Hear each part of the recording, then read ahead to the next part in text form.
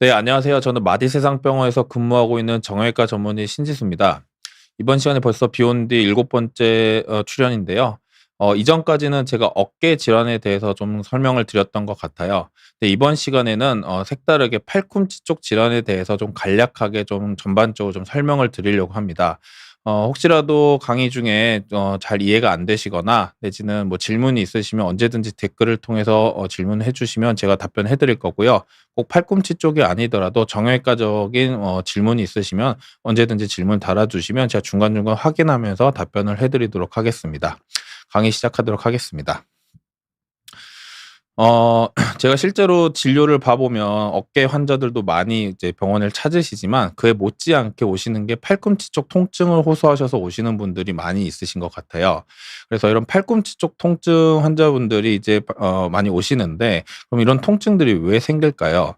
실질적으로는 우리가 팔꿈치를 많이 사용해서 오시는 분들도 분명히 있지만 팔꿈치를 많이 사용해서 오시기보다는 손이나 손목 쪽을 많이 사용해서 그로 인해서 이제 손목과 손가락 쪽이 구부리거나 펴는 근육들이 보통 팔꿈치 주변에 많이 붙어 있거든요. 그래서 그런 것들이 많이 자극이 되면서 이제 통증을 호소해서 오시는 분들이 좀 많으신 것 같아요. 그래서 이런 질환들을 좀 이해하기 위해서 먼저 해부학적인 구조를 먼저 설명을 드리려고 합니다. 그래서 우리가 보통 팔꿈치 쪽은 우리가 세 개의 뼈로 구성이 되어 있습니다. 위팔뼈라고 불리는 상완골이 있고요. 그다음에 우리가 이제 전완부라고 하는 팔뚝 쪽에 두 가지 뼈인 요골과 척골이 있어서 이 세 가지 뼈가 만나는 관절을 우리가 팔꿈치 관절이라고 하고 이렇게 팔꿈치를 구성하고 있습니다. 그래서 보통 우리가 구부렸다 폈다 하는 구조의 관절이 있게 되고요. 또 우리가 전완부를 이렇게 회전하는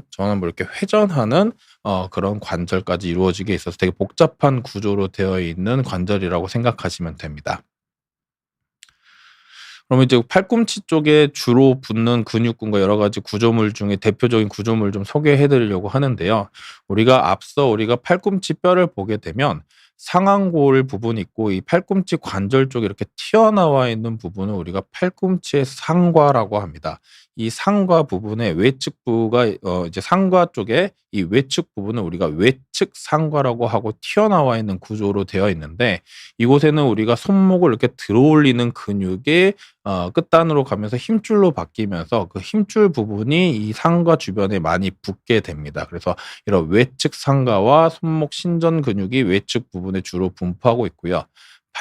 우리가 위팔뼈 쪽 주변에 이런 팔뚝 쪽에 붙어 있는 삼두근이라든가 이두근도 이렇게 지나가면서 주변에 붙게 됩니다.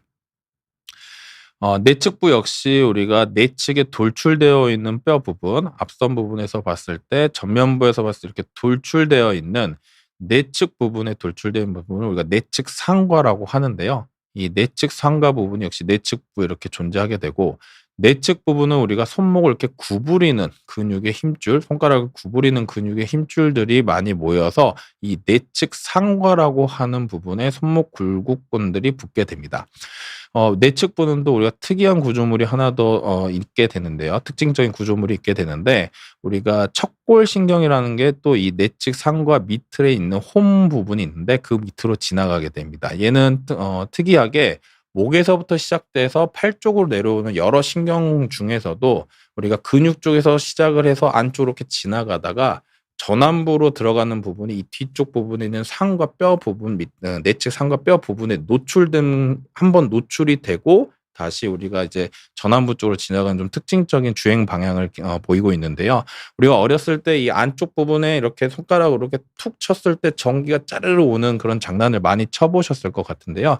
그런 것들이 우리가 척골신경을 자극했을 때 그런 증상을 느끼시는 건데 이런 척골신경의 이런 내측 부분에 주행을 하게 됩니다. 그래서 이걸 좀 기억을 해 주시면 좋을 것 같고요. 그렇다면 팔꿈치 통증이 오는 원인들은 어떤 게 있을까요? 앞서 설명드린 대로 팔꿈치를 많이 사용해서 오셔서 통증을 유발하시는 분들도 있지만 주로는 손과 손목을 많이 사용함으로 인해서 그런 것들이 무리가 되고 그렇게 무리가 됐을 때 이제 팔꿈치 통증을 호소하신 경우가 많은데요. 대표적으로 손과 손목을 많이 사용하는 일을 많이 하시는 분들이 있을 거고요. 또 실질적으로 직업군적으로 그렇게 아니더라도 우리가 집안에서 가사 노동을 한다거나 아니면 육아를 한다거나 했을 때 손목을 많이 사용하는 경우가 많이 있는데 그런 반복적인 가사 노동을 했을 때도 역시 팔꿈치 쪽에 통증을 호소하시는 경우가 많이 있습니다. 또 운동 중에서 우리가 라켓 스포츠, 대표적으로 테니스 운동이 될 것 같은데요. 이런 라켓 스포츠 같이 팔꿈치 쪽에 부하가 많이 걸리는 운동을 뭐 하시는 분들, 물론 테니스 같은 경우는 또 손목을 많이 사용하는 것으로 알려져 있는데 그런 경우에도 역시 팔꿈치 쪽에 통증을 유발할 수가 있습니다. 또 골프와 같이 타격 계통의 운동을 많이 했을 때 그 타격이 뭔가 팔꿈치까지 전달되면서 통증을 호소하시는 경우도 있고요. 최근에는 우리가 스마트폰을 많이 사용을 하게 되는데 이런 스마트폰을 할 때 손가락을 많이 움직이고 또 우리가 이렇게 기대면서 했을 때 팔꿈치 쪽에 좀 부하가 전달되면서 통증을 많이 호소하는 것으로 알려져 있습니다. 근데 우리가 이런 통증들이 생겼을 때 지속적으로 통증을 방치하게 되면 어떻게 될까요? 일반적으로 약간 통증이 있을 때는 일반적으로 쉬게 되면 대부분의 통증은 호전이 되는 경우가 많습니다. 하지만 이런 작은 통증을 무시하고 지속적으로 그런 통증을 유발할 수 있는 것을 계속 하게 된다면은 결국은 일상생활에서도 뭔가 통증을 유발이 심해지고 뭐 세수할 때도 통증이 심해지고 뭐 옷 입을 때도 통증이 심해지는 그런 일상생활에서 뭔가 제약이 생기고 그런 것들이 계속 지속되면은 결국은 이제 치료가 좀 어려울 수 있는 만성 통증으로 갈 수가 있습니다. 그래서 이런 것들이 혹시라도 증상이 지속되고 뭔가 아픈 게 심해지시면 반드시 치료를 하시는 게 적절하게 진단을 받아서 어떤 문제인지를 확인하는 게 제일 중요할 것 같고요. 그럼으로 인해서 또 그에 맞는 치료를 빨리 조기에 했을 때 결과가 더 좋은 것으로 되어 있습니다. 그래서 이제 팔꿈치에 생길 수 있는 여러 가지 이제 질환들이 있는데 그 질환들 중에서 이제 대표적으로 제가 진료를 보면서 어느 정도 환자분들이 많이 호소하시는 것을 5가지를 제가 준비를 했고요. 가장 많이 오는 곳은 이제 우리 아까 앞서 말씀드렸던 상완골 쪽에 팔꿈치 뼈가 튀어나와 있는 부분, 그것을 우리가 상과라고 하는데 이 상과 주변에 힘줄 부분이 해지면서 염증이 생기는 거, 특히 외측 부분에 생기는 걸 외측 상과염, 우리 흔히 테니스 엘보라고 많이 알려져 있는데요. 이런 외측 상과염, 또 내측이 오는 내측 상과염이 주로 팔꿈치 쪽에 통증이 있으신 분들이 많이 오시는 것 같아요. 이런 상과염 외에도 간혹 가다가 우리가 손바닥 쪽이 저린 증상이 호소하시는 분들이 있는데 특히 4번째나 5번째 손가락이 저린 증상을 호소하는 분들 중에서 팔꿈치 쪽에 문제가 생겨서 팔꿈치 쪽에 신경이 눌리는 팔꿈치 터널 증후군 혹은 주간 터널 증후군 이렇게 불리는 이런 질환들을 호소하시는 분들이 또 많이 오시는 것 같습니다. 또 간혹 오시는 분들 중에 우리가 팔꿈치 안쪽 우리가 어떻게 보면 뼈가 이렇게 튀어나와 있는 부분이 있는데 이걸 우리가 척골의 주두라고 합니다. 이 척골의 주두, 즉 팔꿈치 끝에 이렇게 닿는 부분이 염증이 많이 생기는 주두 점액낭염 혹은 주두 윤활낭염을 또 많이 호소하시는 분들이 있고요. 또 팔꿈치 관절도 역시 관절이기 때문에 이런 퇴행성 관절염이 오셔서 통증을 호소하시는 분들이 있어서 이 5가지 질환에 대해서 간략하게 설명해드리고 또 어떤 치료를 하는지에 대해서 좀 설명을 해드리려고 합니다. 먼저 첫 번째로 우리가 이제 외측 상과염입니다. 우리가 이제 외측 상과염, 테니스 엘보라고 불리는 이 질환은 우리가 이제 염증이 생긴다고 이제 얘기를 해서 염이라고 불리지만 실질적으로는 이제 퇴행성으로 뭔가 힘줄이 해지면서 찢어지는 질환을 우리가 전체적으로 포괄해서 말을 하는데요. 앞에 말씀드린 대로 우리 그림에서 봤을 때처럼 상완골에 이렇게 이렇게 관절 쪽에 이렇게 두껍게 튀어나와 넓게 있는 부분을 우리가 상과라고 합니다. 위팔뼈의 상과라고 하는데요. 이 상과의 외측 부분 이렇게 튀어나와 있는 부분을 우리가 이제 외측 상과라고 합니다. 여기는 손목을 이렇게 펴주는 이런 힘줄이 또 손가락을 펴주는 힘줄들이 이렇게 모여가지고 근육을 이루고 그 근육이 다시 뼈 부분에서 짧은 힘줄이 생기면서 이 외측 상과 쪽에 붙게 됩니다. 이걸 우리가 반복적으로 손목을 사용하게 되면 그 부분이 해지게 되면은 이제 그런 쪽으로 염증이 생기면서 통증을 유발하게 됩니다. 그래서 외측 상과 쪽에 그런 염증이 생긴다 그래서 우리가 외측 상과염이라고 불립니다. 이런 상과염이 계속 반복이 되게 되면 우리가 어떻게 보면 힘줄 자체가 자꾸 해졌다가 회복됐다, 해졌다가 회복됐다는 걸 반복하게 되면 우리가 힘줄이 이제 결국은 찢어지게 되거든요. 그래서 힘줄 파열까지 유발하게 됩니다. 그래서 증상 같은 경우는 이 팔꿈치 쪽의 바깥쪽 부분에 통증을 유발하고, 그다음에 물건을 들거나 손목을 이렇게 뒤로 제낄 때 이 힘줄이 자극되면서 이 상과 부분과 전완부 쪽으로 통증을 느끼시는 게 주 증상이 될 것 같고요. 보통 우리가 이 상과 부분을 이렇게 눌렀을 때 찌릿한 통증을 느낀다면 우리가 외측 상과염을 의심해 볼 수가 있습니다.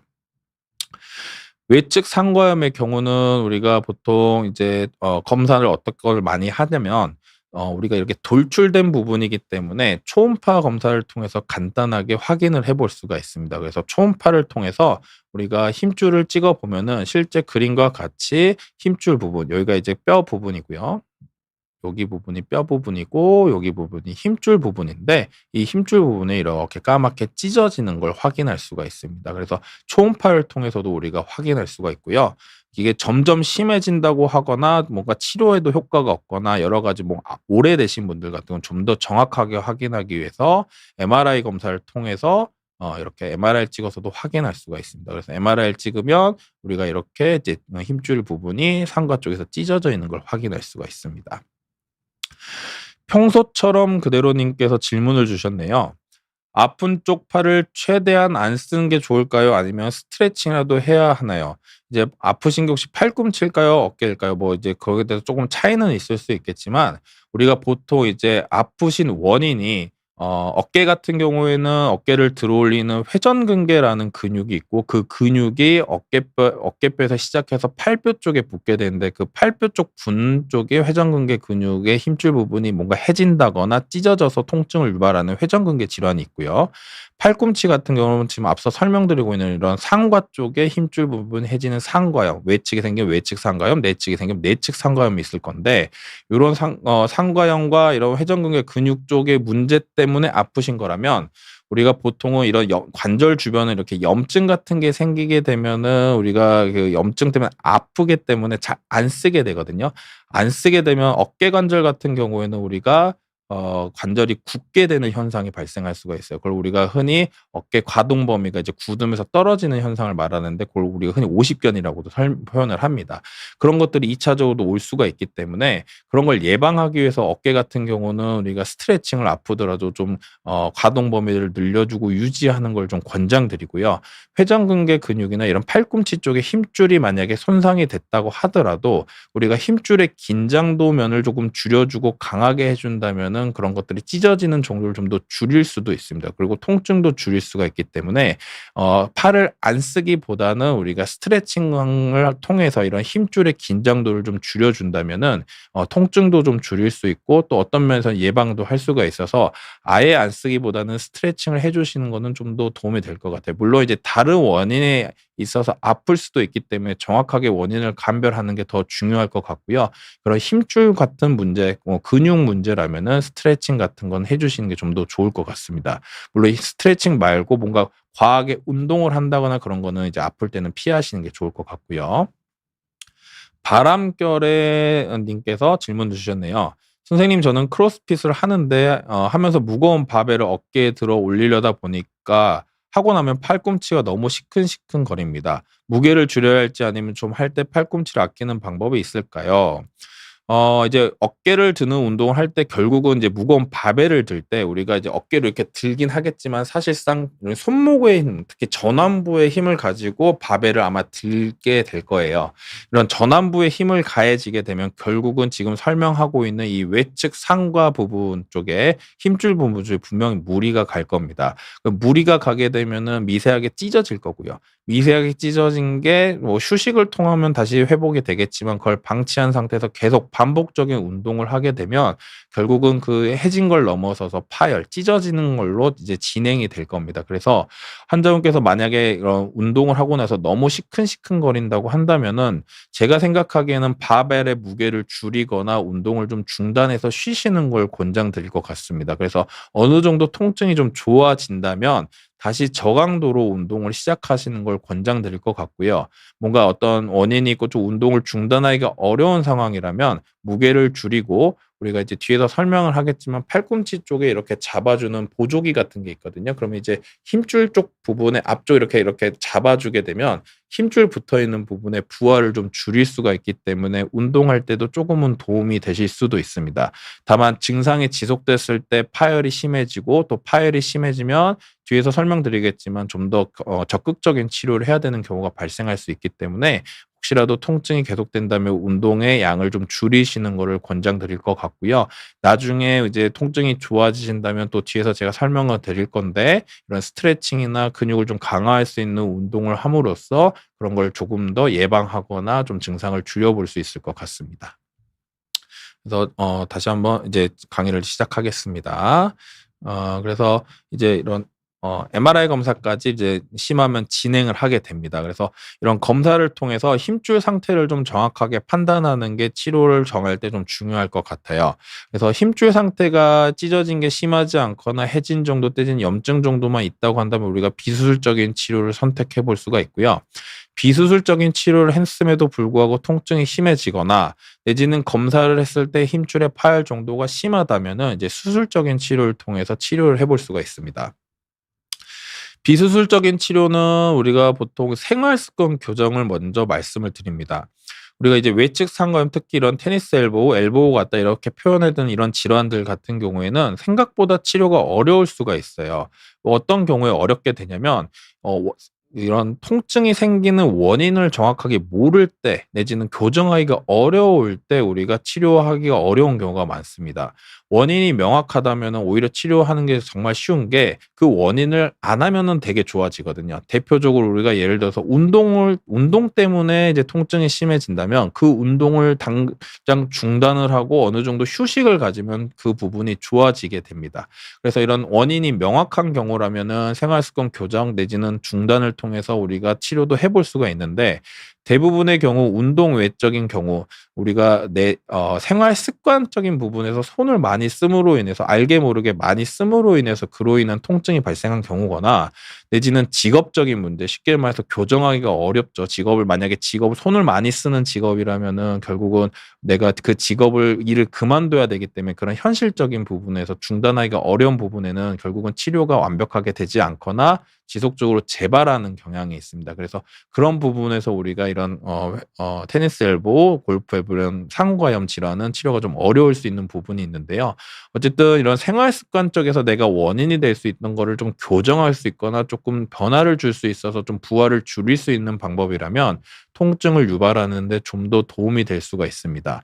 또 평상시에 스트레칭을 한다거나 앞서 설명드렸던 팔꿈치 쪽의 근육 부분 이렇게 잡아주는 보조기를 한다면 부하가 갈 수 있는 걸 좀 더 줄여줄 수 있기 때문에 예방적인 부분 또 좀 더 진행이 되는 거를 좀 줄여줄 수 있는 방법에서 좀 유리할 것 같고요. 염증이 생기면서 결국은 통증을 유발하는 거기 때문에 약물 치료를 통해서 소염제나 진통제를 통해서 통증을 완화시켜 줄 수가 있습니다. 또 비침습적인 치료 중에서 그나마 우리가 이런 해지거나 손상된 조직을 회복할 수 있는 좋은 치료가 이제 체외 충격파 치료가 있는데요. 이런 체외 충격파 치료도 이런 상과염에서는 도움이 되는 것으로 되어 있습니다. 또 물리치료도 좀 도움이 될 거고요. 그런데 이런 치료를 했음에도 불구하고 통증이 잘 호전이 되지 않거나 검사상에서 어느 정도 팔꿈치에 있는 힘줄 부분이 찢어진 게 어느 정도 발견이 됐을 때 우리가 다음으로 해볼 수 있는 건 이제 주사 치료가 될 것 같습니다. 주사 치료의 경우에는 우리가 통증을 줄이기 위한 이제 치료를 먼저 해볼 수가 있는데 대표적으로 스테로이드 주사 치료를 하게 됩니다. 저도 이제 스테로이드 주사 치료를 많이 하고 있는데 이 스테로이드 주사 치료 같은 경우는 장점은 통증을 많이 완화시킬 수 있는 장점이 있습니다. 다만 단점은 회복하는 효과가 거의 없고 이 회복하는 효과 외에 이제 우리가 부작용으로서 너무 자주 맞게 되거나 했을 때 여러 가지 부작용을 나타낼 수가 있기 때문에 어느 정도 횟수 제한을 좀 두는 것이 좀 필요할 수가 있어요. 그래서 그런 걸 좀 주의해서 이제 주사 치료해 보는 게 중요하고요. 회복할 수 있는 주사 치료를 하는 게 결국은 장기적으로 봤을 때 재발률을 줄이고 회복까지 좀 기대해 볼 수가 있습니다. 그래서 그런 종류의 주사 치료로는 보통 콜라겐 주사도 많이 사용하고 있고요. 그다음에 프롤로 주사, 또 내 몸에 피를 뽑아서 그 몸의 피에서 혈장 부분만 분리해 가지고 회복할 수 있는 물질들을 최대한 농축시켜서 줄 수 있는 PRP 주사 이런 것들도 같이 해볼 수가 있어서 저 같은 경우는 이런 통증 주사와 이런 회복할 수 있는 주사를 같이 잘 섞어서 이제 환자분들한테 주사 치료를 해 드리고 있는데 요런 치료도 해볼 수가 있습니다. 그래서 이런 주사 치료를 하고 여러 가지 비수술적인 치료를 했음에도 불구하고 통증이 점점 심해져서 더 이상 이제 그런 게 효과가 없을 경우에는 우리가 수술적인 치료를 선택해 볼 수가 있고요. 또 검사를 했을 때 힘줄 부분에 파열이 심한 경우라면 수술적인 치료를 선택하게 되는데요. 우리가 수술 같은 경우는 그림과 같은 모식도로 간단하게 설명을 좀 드리면 손상되어 있는 조직을 우리가 일단 그 부분을 확인한 다음에 조직을 이렇게 겉에 있는 힘줄도 갈라서 뼈에 붙어 있는 부착 부분에서 이렇게 박리를 합니다. 박리를 하게 되면은 그 힘줄 부분에 염증 조직들이 많이 증식돼 있고 그런 염증 조직을 우리가 제거를 하게 되고요. 뼈도 이제 증식된 게 심하다 보면은 뼈도 자라나는 부분이 발생하는데 그런 것도 좀 깎아내게 됩니다. 그래서 이렇게 깎아내게 되고 그 깎아낸 부분에 우리가 구멍도 뚫어서 나중에 이제 피도 좀 날 수 있어서 힘줄을 붙여줬을 때도 회복도 해줄 수 있게 해주고요. 그리고 나서 이런 뭐 나사를 박는 종류는 여러 가지가 있는데 저 같은 경우는 이런 실뭉치 같은 나사를 이제 뼈 부분에 고정을 합니다. 그러면 이제 이게 펴지면서 뼈에 고정력을 갖게 되고 그 실뭉치에 우리가 이렇게 실이 달려 있습니다. 이 실을 이용해서 이제 힘줄을 원래 위치에다가 다시 봉합을 해 주게 됩니다. 이런 식으로 이제 수술적인 치료를 해볼 수가 있습니다. 두 번째는 이제 내측 상과염입니다. 이제 내측 이제 방금 설명드렸던 외측 상과염과 비슷하게 이제 내측 부분에 있는 상과 튀어나와 있는 이 상과 부분에 우리가 이제 염증 내지는 파열이 발생하는 건데요. 손목을 이렇게 구부리는 근육의 힘줄이 이 상과 쪽에 붙으면서 이제 구조를 이루게 되는데 역시나 손목을 구부리는 일을 많이 하거나 자극을 많이 하게 되면 미세하게 해지면서 그런 것들이 반복되면 결국 이렇게 찢어지는 파열로 진행을 하게 됩니다. 그래서 증상은 팔꿈치 안쪽에 통증을 호소하고 주먹을 쥐거나 문고를 돌릴 때 안쪽에 혹은 전완부 쪽으로 통증을 느끼시게 되는데 이렇게 이제 또 역시 이쪽도 눌러봤을 때 찌릿하게 통증이 있으면 내측 상과염을 의심해 볼 수가 있습니다. 어, 네.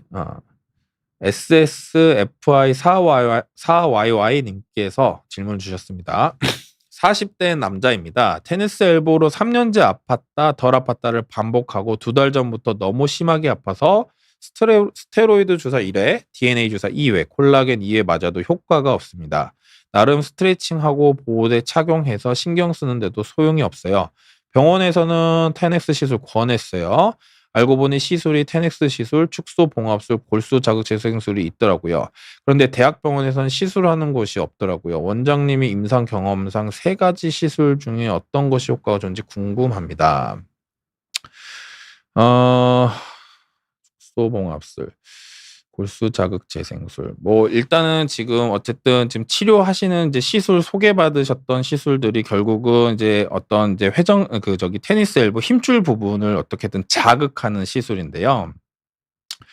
보통은 저는 이제 요런 것들을 저도 이제 뭐 하나하나 세세하게 하지는 않고 있어요. 왜냐면은 요런 것들이 결국은 하나씩을 놓고 보면은 우리가 조금 부족한 부분이 있거든요. 그래서 보통 3가지를 나눠 가지고 시술을 보통 권하지는 않고요. 보통 우리가 콜라겐 주사나 DNA 주사 요런 것들을 인제 보통 이제 콜라겐 주사 같은 거는 회복하는 목적의 주사가 될 것 같고요. 스테로이드 주사 같은 경우는 통증을 이제 완화시키는 주사, DNA는 물론 통증을 이제 완화시키는 효과가 좀 더 크지만 이제 주사의 특성상 회복 효과도 조금 있는 주사로 좀 되어 있거든요. 근데 이제 그런 거에도 만약에 효과가 없다고 한다면은 이제 결국은 이제 찢어진 정도도 판단을 해서 수술적인 치료를 하게 되는데 우리가 이제 축소 봉합술이든 하더라도 단순히 봉합만 하는 것도 효과가 좀 떨어질 수가 있고요. 그다음에 골수 자극 재생술 결국은 이제 우리가 구멍 같은 걸 뚫어서 그쪽에 우리가 피가 좀 날 수 있도록 유도를 해 주고 그런 것들을 이제 뭐 좀 더 치유를 할 수 있도록 뭔가 이제 뭐 물질도 뿌려 준다거나 이런 걸 해볼 수가 있는데 요런 것만 단순히 하나씩만 하기보다는 결국은 이제 전체적으로 크게 하는 게 중요하거든요. 그래서 제가 생각하기에는 이런 세 가지를 뭐 저는 따로 하고 있지는 않기 때문에 뭐가 좀 더 효과가 있는지에 대해서 제가 자세히 말씀드리기 좀 어렵습니다만 저는 보통 이 세 가지가 다 같이 묶어서 수술을 한다고 생각을 합니다. 그래서 일반적으로 우리가 찢어진 부분의 주변을 좀 더 정리를 하고요. 아예 찢어진 부분을 뼈에 있는 부분에서 완전히 박리를 한 다음에 그쪽 부분에 뼈가 붙은 부분을 아예 깎아내요. 그러면 우리가 쉽게 말해서 골수가 나올 수 있는 환경을 만들어 줄 수가 있고 거기에 더불어서 심지어 구멍까지 뚫어서 좀 더 그런 게 더 나올 수 있게 만들어 줍니다. 그리고 나서 이제 봉합을 철저하게 해 주고 거기 부분에다가 뭐 환자분에 따라서는 이제 내 몸에 있는 자가 혈청 주사를 뽑아서 그걸 농축시키는 PRP 주사를 수술 중에 해 주기도 하고 콜라겐 주사 같은 걸 이제 또 추가적으로 해 주기도 합니다. 그래서 그 세 가지를 최대한 해 줘서 이제 효과를 최대한 극대화하려고 노력을 하고 있습니다. 그래서 보통 대학병원에서도 보통 그런 식으로 치료를 하고 있을 거거든요. 그래서 뭔가를 따로따로 하기보다는 같이 하시는 게 좀 더 좋지 않을까 개인적으로 생각을 합니다. 러블리 데이님께서 또 질문을 주셨습니다.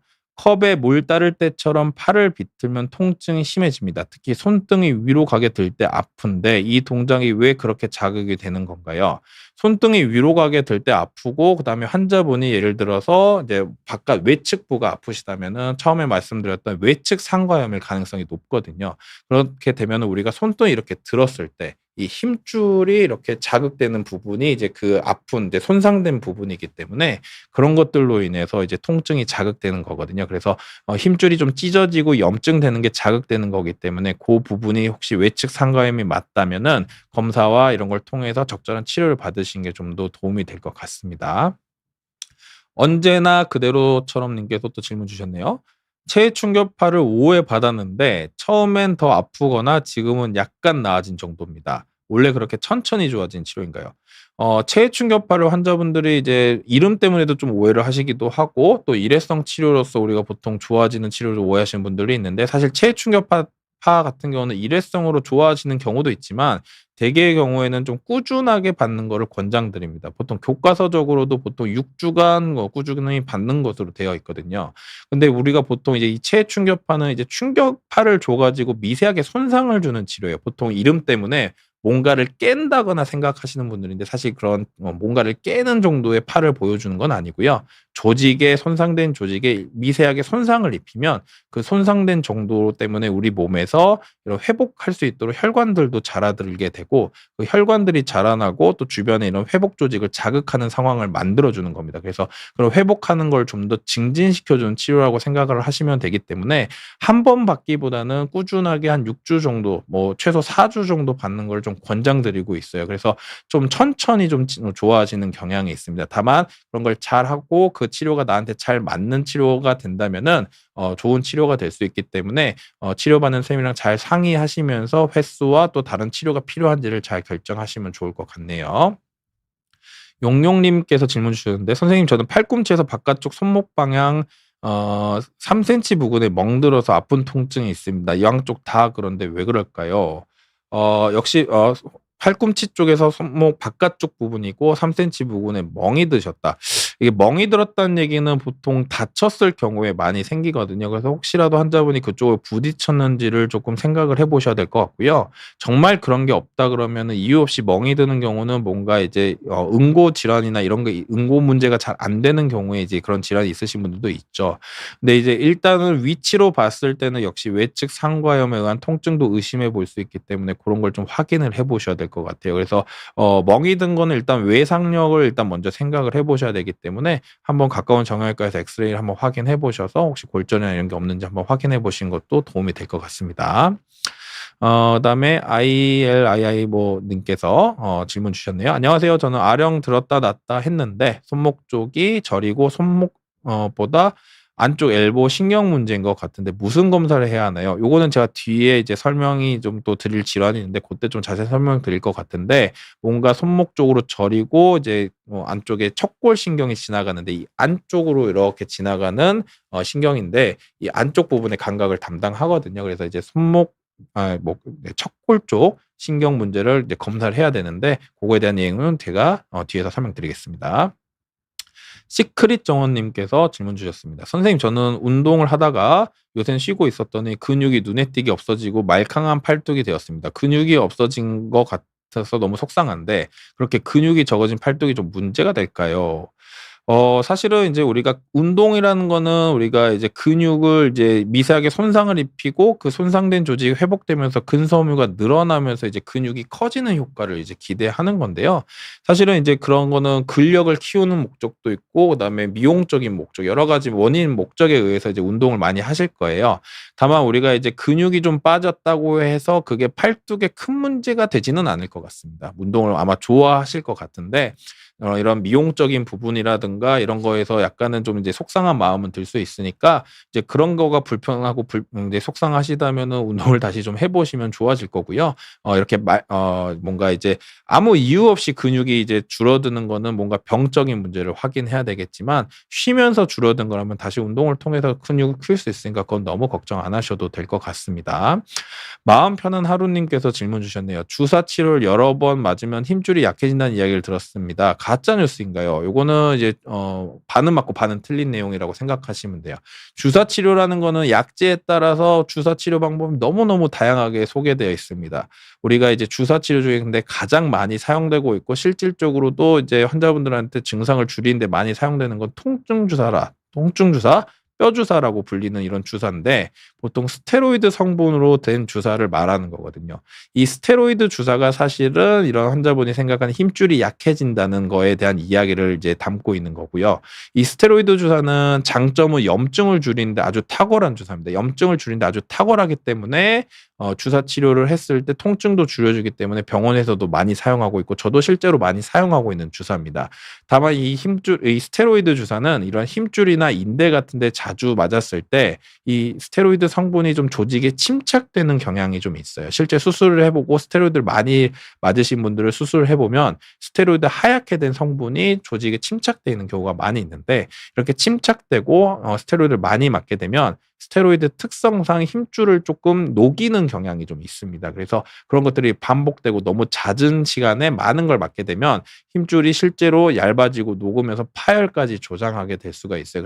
그래서 스테로이드는 맞는 걸 상당히 주의해야 되는 겁니다. 다만 적절하게 소량을 적절한 간격을 두고 주사를 맞는다면 또 좋은 치료의 대안이 되기 때문에 무조건 싫어하기보다는 조심히 적절하게 잘 맞는 게 중요해서 주치의 선생님과 잘 상의해서 조절하시는 게 중요할 것 같네요. 테니스 엘보 SS님께서 또 질문 주셨는데 테니스 엘보 수술도 종류 몇 가지 있나요? 수술하게 되면 재발률이 어떻게 되는지요? 테니스 엘보 수술은 제가 아까 설명드렸던 걸 저는 주로 하고 있습니다. 그래서 그런 정도에서 충분히 좋아지게 되는데요. 뭐 제가 지금 재발률은 특별히 제가 찾아보지를 않아 가지고 논문 쪽으로 몇 프로가 됐는지는 뭐 정확하게 제가 기억하고 있지는 현재는 않는데요. 대개 바깥쪽에 있는 외측 상과염을 수술하게 되면 아직까지는 재발이 크게 되지는 않는 것 같아요. 내지는 물론 이제 환자분께서 하시는 일 때문에 수술하고 나서도 팔을 많이 쓰게 되면 결국은 다시 올 수는 있습니다. 올 수 있기 때문에 이게 얼마나 쓰냐에 따라서 재발률이 결정되는 거기 때문에 재발률을 정확하게 판단할 수는 없습니다만 내측에 비해서는 확실히 외측은 수술했을 때 통증을 느끼시는 게 확연하게 줄어드는 것 같고 재발도 잘 되지 않는 것 같아요. 그래서 수술하시고 나서 적절히 잘 관리를 하신다면은 재발은 그렇게 크게 되지 않기 때문에 너무 걱정은 안 하셔도 될 것 같습니다. 그래서 질문 여기까지 제가 일단은 받고요. 좀 강의를 좀 다시 해보겠습니다. 그래서 우리가 이제 내측 같은 경우는 우리가 외측이랑 비슷합니다. 그래서 이렇게 MRI 같은 것까지 촬영을 하게 돼서 심하게 손상되는 것까지 확인할 수가 있고요.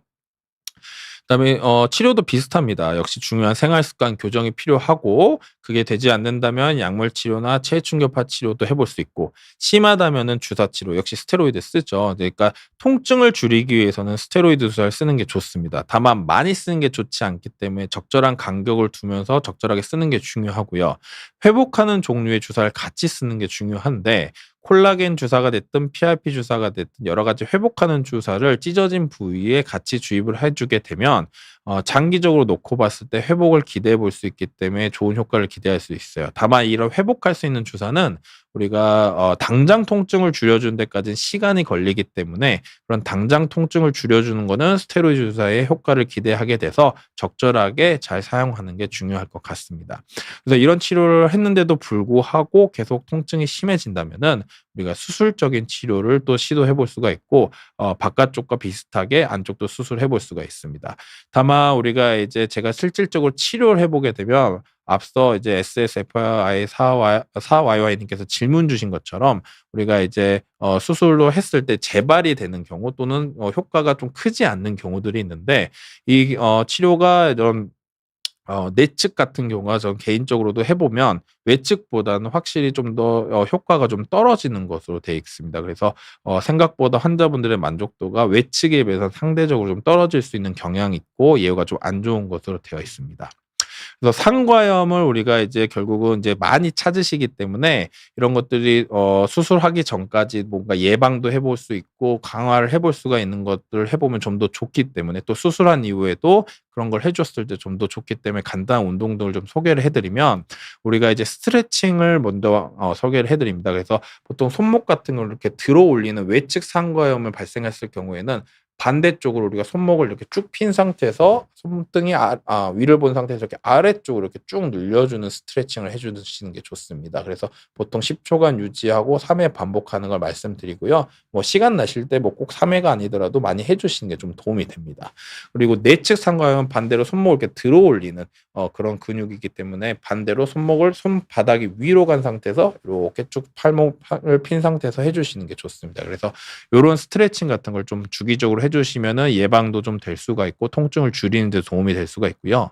두 번째로 이제 어느 정도 통증이 좀 강화가 좋아졌다고 하면은 이제 전완부에는 근력을 강화할 수 있는 운동을 해볼 수가 있는데 근육을 키우려면 당연히 뭔가 무거운 거로 운동을 해주시면 좋지만 처음부터 그렇게 하게 되면 부상을 당할 수가 있기 때문에 저강도 운동으로 시작을 해보시는 게 좋습니다. 그래서 가장 우리가 많이 구할 수 있는 게 생수병, 이제 물론 좀 작은 병이긴 하지만 보통 500ml 생수병 같은 게 한 500g 정도 되니까요. 그거를 물을 꽉 채운 상태에서 우리가 팔꿈치 전완부를 책상이나 의자 같은 데 고정을 한 상태에서 이렇게 우리가 고정을 했다고 했을 때 생수병을 들고 외측 상과염일 경우에는 손등을 위로 가는 동작으로 우리가 전완부가 뜨지 않도록 이렇게 손을 누른 상태에서 이렇게 올려주는 운동을 해보실 수가 있고요. 반복적으로 10회 4번 정도 반복하게 되고 안쪽에 있는 내측 같은 경우에는 이렇게 손바닥이 위로 가게 해서 잡으신 다음에 이렇게 끌어올려주는 운동을 많이 해주시면 그런 것들이 근력이 강화됨으로 인해서 이런 손상되는 걸 좀 줄일 수가 있습니다. 그래서 이런 운동을 해보시면 좋을 것 같고요. 블루스카이님께서 질문 주셨네요. 이거 사실 저희 직원인데 제가 오면서 농담 삼아 질문을 하고 싶으면 해봐라고 했더니 진짜 질문을 줬네요. 헬스하다가 다친 팔꿈치가 불편한데 평소에 큰 느낌 없다가도 힘을 줘서 주먹을 쥐면 팔꿈치 외측이 찌릿한 느낌이 있고 심할 땐 쿡쿡 찌르는 통증이 있기도 합니다. 부상 이후로는 이두 운동 못하고 있습니다. 저린 느낌도 없는데 주사 치료나 물리치료 효과가 있을까요? 아니면 팔꿈치만 뿐만이 아니라 손을 많이 쓰는 것만으로도 영향이 있을까요? 라고 질문 줬네요. 되게 길게 줬는데 역시 좀 쪼니까 이렇게 뭔가 질문을 또 주네요. 네. 실제로 이제 저랑 같이 수술하는 친구인데 몸이 되게 좋은 친구거든요. 그런데 팔을 많이 이제 수술할 때 도움을 주면 이렇게 무거운 거 많이 드는 경우나 팔을 잡아당기는 경우가 많다 보니까 이제 팔을 많이 쓰는 경우가 있는데 그렇게 돼서 이제 좀 통증이 좀 있는 것 같아서 그래서 좀 미안하긴 하네요, 제가. 근데 이제 그렇게 통증이 있게 되면 우리가 이제 지금 아픈 게 결국 설명드렸던 이제 외측 상과염이 좀 생긴 것 같아요. 그래서 그런 쪽에 통증이 있고 하기 때문에 요거는 일단은 팔꿈치 쪽을 좀 검사를 통해서 외측 상과염이 맞다면은 이제 치료 같은 걸 좀 해보는 게 좀 좋을 것 같고 찢어진 정도가 심하면은 주사 치료, 그다음에 찢어진 정도가 심하지 않다면은 충격파 치료나 물리 치료를 좀 해보는 게 좋을 것 같습니다. 그래서 손을 많이 쓰는 걸 많이 하게 되면은 결국 운동도 그렇고 하는 일이나 이런 것들도 결국은 그런 것들이 팔꿈치 쪽에 영향을 주기 때문에 그런 것들을 좀 잘 해 주는 게 좋을 것 같고요. 제가 다음 주에 좀 치료를 해 줘야 될 것 같습니다.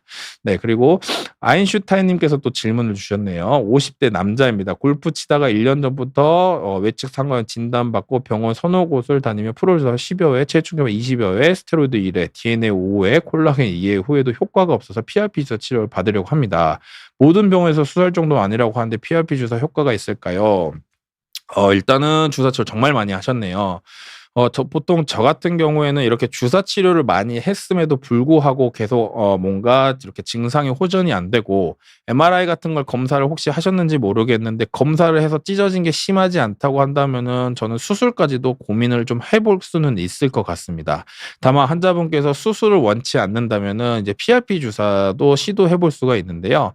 PRP 주사는 결국 우리가 우리 몸에서 피를 뽑아서 그 피에서 좀 회복할 수 있는 성분들만 농축을 시켜서 그 농축된 성분만을 주사제로서 이제 사용하게 되는 거라서 내 몸에 있는 성분을 쓰는 거기 때문에 안전하고 또 성분도 농축된 걸 쓰기 때문에 효과 면에서는 검증된 치료 방법이라고 생각하시면 됩니다. 그래서 효과가 분명히 있을 수도 있기 때문에 혹시라도 수술적인 치료를 고려하지 않고 있다면은 해 보시는 거는 도움이 될 것 같아요. 다만 이렇게 주사 치료를 했는데도 이렇게 효과가 크지 않는다면은 결국은 뭔가 하시는 뭐 생활 습관이나 일에서도 결국은 그런 것들이 자꾸 악화시킬 수 있는 요인도 있을 수 있기 때문에 그런 것도 교정이 좀 쉽지 않은 상황이라면 결국은 수술적인 치료도 하나의 대안으로 고민을 해 보셔야 될 것 같기는 합니다. 그래서 뭐 지금 다른 여러 가지 주사 치료를 했는데도 효과가 크지 않았다면은 PRP 주사도 효과가 얼마나 클지는 사실은 해 보지 않고서는 알 수가 없어요, 안타깝지만. 그래서 만약에 환자분께서 비수술적인 치료를 아직 더 선호하신다거나 한다면은 PRP 주사 한번 해 보시는 게 좋을 것 같고 저희 병원도 하지만 대부분의 병원에서 많이 이제 하는 걸로 이제 돼 있기 때문에 병원에서 하신다면 한번 시도해 보시는 거는 도움이 될 것 같고요. 그렇게 했음에도 불구하고 통증이 심하다면 수술적인 치료도 한번 고민을 해 보시는 게 어떨까 싶습니다. 그래서 이제 강의를 좀 다시 이어가면 이제 이런 상과염 같은 경우는 이제 많은 팔꿈치 환자분들이 이렇게 질문을 많이 주신 것 대부분 상과염에 대한 질문이 많은데 이렇게 질문처럼 이제 많은 환자분들이 오세요. 그래서 이런 적절하게 치료를 하고 적절하게 검사를 통해서 상태를 아는 게 중요할 것 같고요. 환자분의 상황에 맞는 치료를 했을 때 결과가 좀 더 좋을 것 같고 그런 원인을 좀 잘 찾아보시는 것도 도움이 되고 또 예방과 이런 강화 운동을 통해서 재발이 되지 않도록 하는 것도 참 중요할 것으로 생각이 됩니다.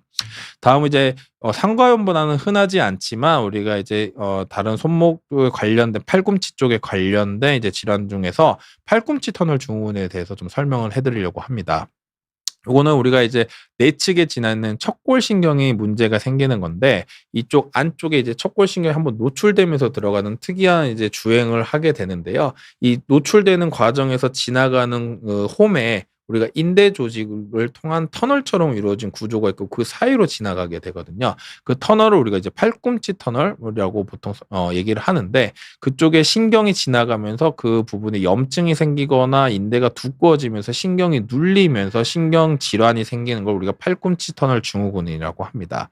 보통 척골신경에 문제가 생기면 우리가 손바닥 특히 네 번째와 다섯 번째의 손바닥 쪽과 손등 쪽에 감각에 이상이 생기고 저린 증상이 생기고 둔해지는 증상이 주로 생기게 되고요. 또 우리가 엄지손가락 사이에 있는 근육이 마른다거나 근육이 이제 쉽게 말해서 척골신경이 더 심해지면 감각신경을 통해서 감각신경이 먼저 문제가 생기고 운동신경이 그다음에 2차적으로 생기는데 그런 것들이 생겼을 때 이제 이런 손가락 마디에 있는 사이에 있는 근육이 이제 감소하게 되는 현상도 보이고요. 그리고 손가락 사이의 근력이 약해지면서 네 번째, 다섯 번째 손가락의 근력이 약해지면서 구부러지는 이런 클로우 핸드라고 불리는 이런 변형도 우리가 오게 됩니다. 이제 발톱 모양으로 우리가 이제 생겼다 그래서 발톱 모양 변형이라고도 하는데 요런 게 생길 수가 있습니다. 보통 검사는 이런 MRI나 초음파나 이런 검사를 먼저 하지는 않고 환자분의 증상을 먼저 가지고 유출하게 되는데요. 보통 우리가 이제 그 신경 부분을 이렇게 눌렀을 때 증상이 심해지는 그런 거가 있는지를 확인을 하고요. 종이를 손가락 사이에 엄지손가락 사이에 그림과 같이 이렇게 끼었을 때 종이를 꽉 쥐라고 했을 때 잡아 빼려고 했을 때 이렇게 똑바로 펴서 힘을 이분하게 잘 유지를 해 주게 되면은 정상으로 보는데, 척골신경에 문제가 있으면 이 누르는 힘이 약해지기 때문에 손가락을 구부려서 그걸 유지하려고 하거든요. 그런 게 보였을 때 척골신경의 문제를 의심해 볼 수가 있고요. 손바닥을 이렇게 손가락을 모았을 때 손가락 사이의 근력이 약해지기 때문에 이 새끼손가락에 붙지 않고 벌어지려고 하는 것도 척골신경의 문제를 좀 의심해 볼 수가 있습니다. 그래서 요런 것들이 의심되면은 이제 신경근전도 검사라고 해서 신경의 어느 부분이 문제가 있는지를 확인을 하게 되고요. 그 확인을 통해서 만약에 팔꿈치 쪽에 척골신경 문제가 신경 검사에서 나오게 된다면 원인을 확인하기 위해서 MRI 검사 같은 걸 통해서 구조적인 문제도 확인을 하게 됩니다. 우리가 팔꿈치 터널 증후군 같은 경우에는 목에서 오는 신경, 목에서부터 쭉 타고 내려오는 척골신경의 어느 한 부분에서 특히 팔꿈치 쪽에 문제가 생겨서 오는 질환이기 때문에 다른 부위에서 오는 걸 좀 감별하는 게 좀 필요해요. 그래서 목 쪽에서 오는 것도 목에 문제가 생겨서 척골신경에 문제가 오는 경우가 있기 때문에 그런 것들을 좀 잘 판단하는 게 사실 중요합니다. 다만 이런 증상이나 이런 호소하시는 거에 따라서 차이를 좀 둬야 되는 거기 때문에 생각보다 감별이 좀 어려울 수가 있어요. 그래서 이런 것들도 이제 우리가 증상, 특히 팔꿈치 터널 증후군의 증상 같은 경우는 손바닥 쪽으로 감각 이상이 오는 경우가 제일 많고, 목 쪽에 있는 신경이 눌려서 오는 경우, 특히 8번째 신경근이 눌리는 경우가 많은데, 그런 경우라면은 이 전완부 쪽까지도 신경 감각 이상이 오는 경우가 많아서 이제 그런 걸로도 좀 감별을 하게 됩니다. 그래서 어느 부분에 문제가 있는지 감별하는 게 상당히 중요해요. 왜냐면 그 부분을 치료했을 때 증상이 좋아져야 되기 때문에 그런 거거든요. 그래서 그런 걸 잘 감별하는 게 중요할 것으로 보입니다. 그래서 치료 같은 경우는 역시 처음에 심하지 않는다면 약물 치료나 체외충격 치료, 또 주사 치료 같은 걸 통해서 팔꿈치 터널 쪽에 염증을 줄이는 치료를 통해서 염증이 줄어들어서 붓기가 가라앉으면 신경 증상이 호전되는 경우가 많기 때문에 이런 치료를 하게 되고요. 이런 치료를 했음에도 불구하고 증상이 호전이 되지 않고 여러 검사를 통해서 팔꿈치 터널 증후군이 강력하게 의심이 된다면 수술적인 치료를 통해서 팔꿈치에 있는 척골신경이 눌리는 것을 우리가 줄여줄 수가 있고요. 우리가 수술을 하게 되면은 터널에 지나는 인대를 이렇게 유리를 해줘서 우리가 신경이 눌리는 것을 줄여줄 수가 있는데, 예전에는 이렇게 또 하기도 했었는데 요즘에는 여기만 했을 때는 효과가 떨어져서 이 신경이 지나가는 것을 아예 신경을 전체적으로 꺼내가지고 앞쪽으로 옮겨주는 척골신경 이전술까지 하고 있습니다. 그렇게 해서 더 이상 눌리지 않도록 치료를 해볼 수가 있습니다. 다음으로 이제 소개해 드릴 질환은 이제 주두저맥낭염이라고 하고 윤활낭염이라고 하는데요.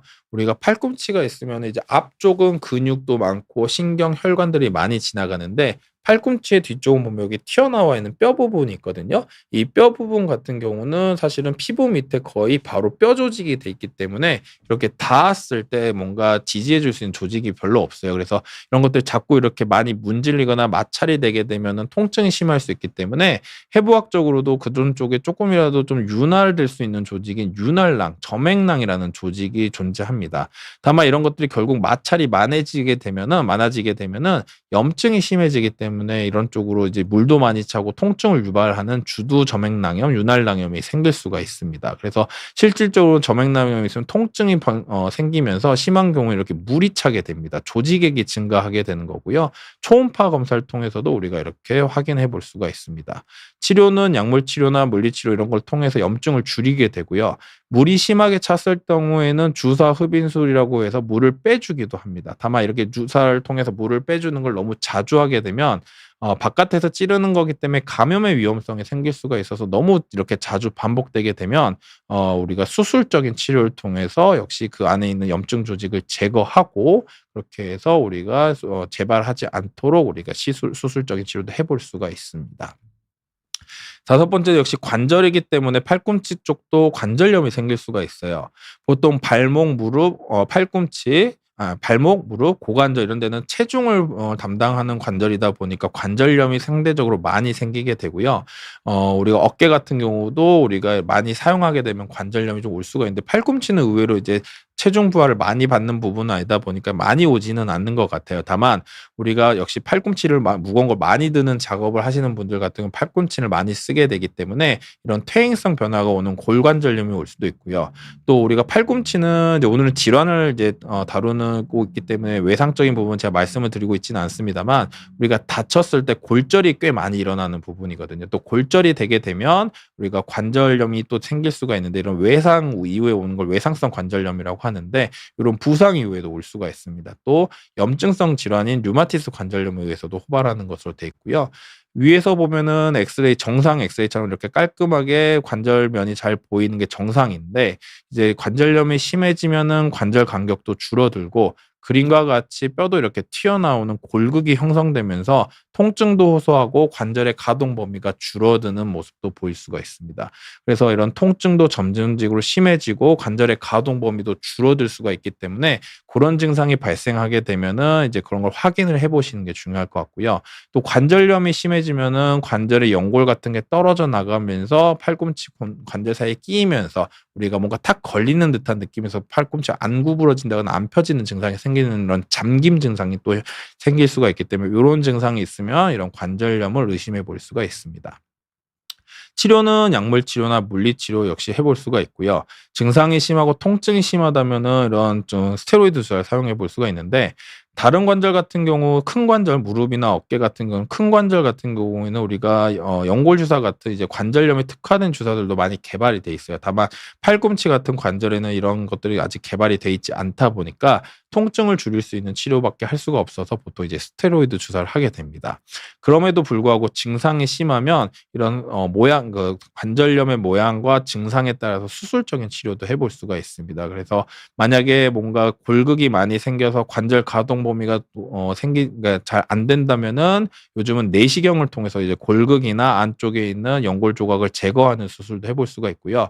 그런 골극이 심해지거나 했을 때 아예 그 골극 부분을 가운데 부분에 구멍을 뚫어서 아예 움직일 수 있게 해주는 수술 방법도 있어요. 또 관절염이 결국 심하게 되면 결국은 팔꿈치 쪽도 인공관절 수술을 통해서 이런 것을 극복해 볼 수도 있습니다. 케이스는 시간 관계상 제가 생략을 할 거고요. 그래서 제가 이제 준비한 내용은 이제 팔꿈치에 관한 전반적인 이제 내용을 제가 이제 설명을 드렸고요. 혹시 뭐 지금 질문이나 이런 게 또 있을까요? 음. 네. 이제 중간중간에 제가 설명을 드려 가지고 이제 더 질문은 없는 것 같고 시간상 이제 마쳐야 될 것 같네요. 제가 이렇게 설명드렸던 질환들이 이제 팔꿈치에 주로 생길 수 있는 질환들이고요. 앞서 설명드렸던 대로 대부분은 이렇게 외측이나 내측에 생기는 상과염에 의해서 환자분들이 많이 오시는 것 같아요. 그 외에도 설명드렸던 질환 때문에 생각보다 많이들 오시거든요. 팔꿈치 같은 경우에는 어떤 원인에 의해인지를 좀 정확하게 판단하는 게 중요하기 때문에 팔꿈치 통증이 생기고 그게 지속된다고 한다면은 방치하지 마시고 가까운 정형외과 병원에서 반드시 검사나 진료를 통해서 어떤 문제인지를 확인하시는 게 중요할 것 같고요. 그게 더 악화되기 전에 적절한 치료를 받는 것이 여러분들의 팔꿈치 통증을 줄이는 데 큰 도움이 될 것 같습니다. 제가 준비한 내용은 여기까지였고요. 다음 시간에도 좋은 주제로 발표할 수 있는 기회가 생기면 하도록 하겠습니다. 경청해 주셔서 감사합니다.